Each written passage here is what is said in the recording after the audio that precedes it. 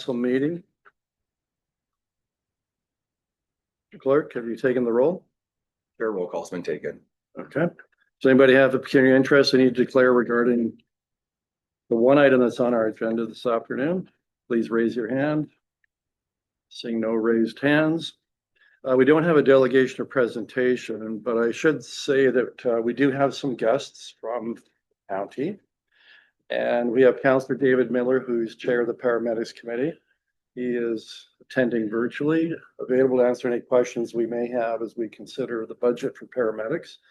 We also have, very pleased to introduce for the first time here, the new chief of the paramedic service, Lindsay Langevin. Did I get it right? Okay. And of course, she reports to Cindy Stevenson, who's here to her left. And we also have the county treasurer, Heather Mifflin. Yeah, I got that right too.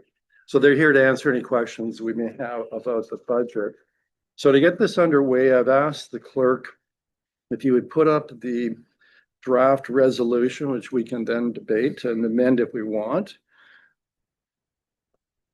So I'm looking for a mover and seconder. So what I've asked the clerk to put up is that the budget be received. Secondly, that we approve in principle the budget, which means as presented, and that that there be the provision regarding funding certain charges from the Development Charges Land Ambulance Reserve Fund, and that the city clerk be directed to provide the county clerk with a copy of this resolution. So we have it up. I can get a mover and seconder, moved by Councillor Sullivan, seconded by Councillor Carpenter. All right, we have two speaking opportunities, 4 minutes each. Who'd like to lead it off? Councillor Martin. Yeah, Who, by the way, is on our paramedics committee. the committee was divided on the budget, and it had to come back for another meeting. The city representatives were all in agreement that we didn't want to add another half ambulance in 2026 because of the way the funding works for the new station.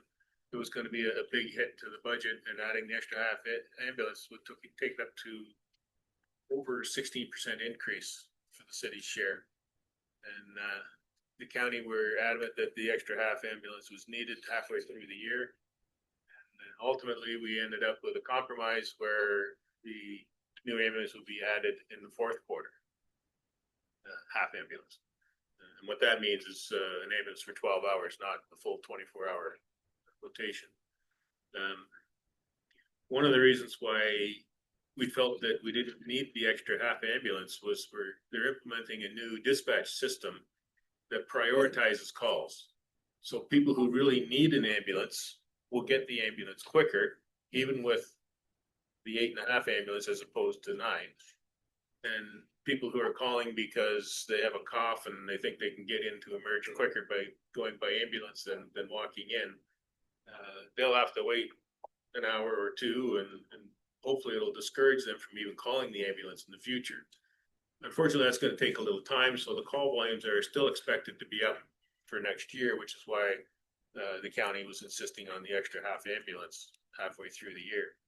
But I think the compromise is good in that adding the half ambulance in the fourth quarter will accomplish the same thing just a little bit later, and it's something that enough people agreed on that it was able to pass, and we were able to move forward. So I hope that people can support this. It's something that took a bit of arm twisting to get to this point, but I think it's the right thing to do. And we're going to review the call net. Well, the ambulance committee is going to review the call numbers before the extra half ambulance is added in the fourth quarter to ensure that it is still justified. Because if we do see a drop in call volume because of people with the sniffles not calling an ambulance anymore, it might not be necessary to add that extra half ambulance until the following year. And what makes this whole thing a problem is the way the province funds the ambulance. They cover half of what you spent the previous year. Because we have a big increase in 25 and a big increase in 26, we don't get compensated for that until the following year, which leaves us with a 16% increase one year, and then it drops to, I think it was 3 or 4%, and then it goes down even further to less than 1%. all because of the way the provincial funding flows. So by delaying the ambulance, it pushes it into a year where the increase is going to be less because we're starting to get the money from the province. And I think that's a lot of the reason why the city representatives wanted to defer that half ambulance into the next year.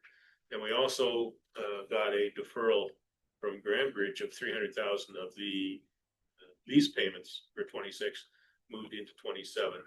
So that helped as well by deferring some of that big increase into the following year. Yeah, and I would add to that, as a member of the paramedics committee, one of the things we did, and that is part of the budget for next year includes the cost of the leasehold improvements to the Grand Bridge building that paramedics is occupying. And we were able to use some of our development charge reserve to offset some of those costs. So I think that brought it down to about 10.2%, something like that. And I also want to thank the chairperson, Councillor David Miller. He was the one that kind of broke the deadlock and got us to a conclusion where at least a majority of the paramedics committee was able to agree on submitting this budget to both the city and the county. Councillor Sluts. I guess I would have to talk or get answers from the committee themselves. Were there any cost saving measures identified during the budget process when it was or was everything just approved except for this? Well, perhaps we could direct that to the county treasurer. Okay.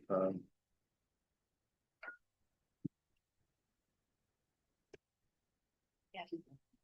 Come on up. Through Mayor Davis, we did look at the budget. We have had a couple tight budgets of the last couple years, so we were working hard to make this budget look at historical actuals. So there was some push on pressures that way, but we did take efficiencies where they were available. What was the increase last year? It was still substantial. I'm thinking in the range of 10, but I can't say off the top of my head. I'll have to look. Somewhere in the 10 range again? Yeah. Yeah. Okay.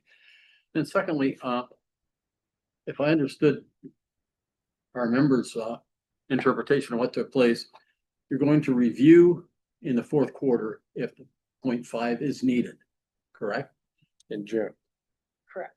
In June to see if you need to implement it in the fourth quarter. Why would we not wait to approve it till then? Why are we pre-approving it? And then you're going to evaluate to see if you need it. You can't levy in the middle of the year. Yeah. For tax purposes.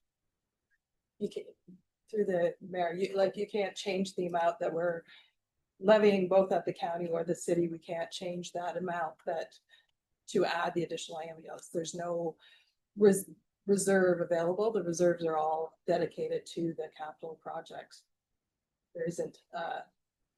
So we don't do it because it's a potential surplus. Correct.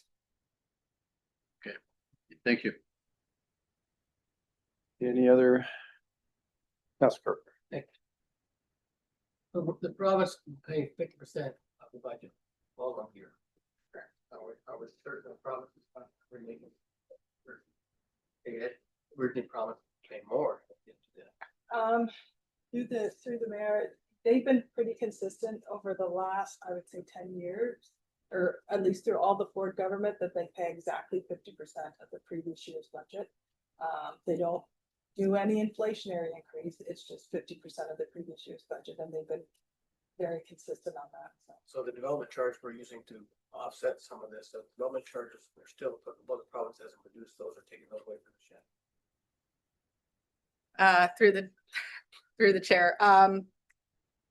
There's, since the last time we reported to council on this, there's been no further reduction through any of the changes that have been made to the DC Act, which seem to be many over the last few years, but nothing further. I just knocked on wood there. Safe side. Okay. We also have a measurement at the end of the season, like how many ambulances came from outside the area, how many were from inside the area that went to service outside. And there's a revenue flow that comes from that. Was that a minus or a plus?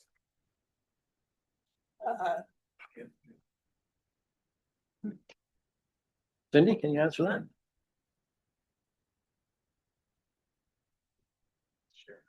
Through the mayor, to Councilor Carpenter. Our cross-border billing, has been decreasing.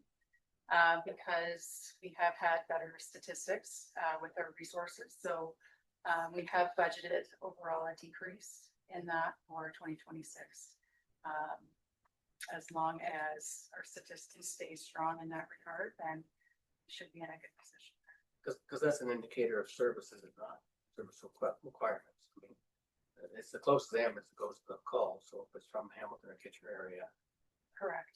that's the idea. So that number's been going down. That's a good sign. Yeah. Service level on our side, is it not? Through the mayor, it is, and a lot of that can be attributed to a project that we've been working on with the Ministry of Health and the hospital on reducing offload delays. That project's been going on over the last year, and it really has created capacity for the service locally, and had a significant impact on a lot of our statistics. Less ambulance flying up to emergency work. Thank you, Mr. Mayor. Yeah, so the resolution we have in front of us, the operative clause is B, which is approving the budget as presented. If anybody wanted to change that, then you'd ask for amendments to B, but what you have in front of you is the approval of the budget as presented by the committee to ourselves. So, any further debate? Yes, So Councilor. what's before us is what you agreed upon and approved at the ambulance committee level. Correct. Thank you. Okay.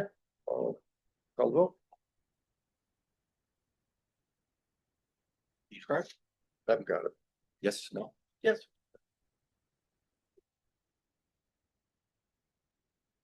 And then Councilor McCreary, oh, there you go. Carries unanimously. Great. Okay. Well done. So that's it for me. I would like to very much thank the representatives from the county for coming today, attending here at City Hall to be able to answer questions of the members. Thanks very much for that. And this meeting's adjourned.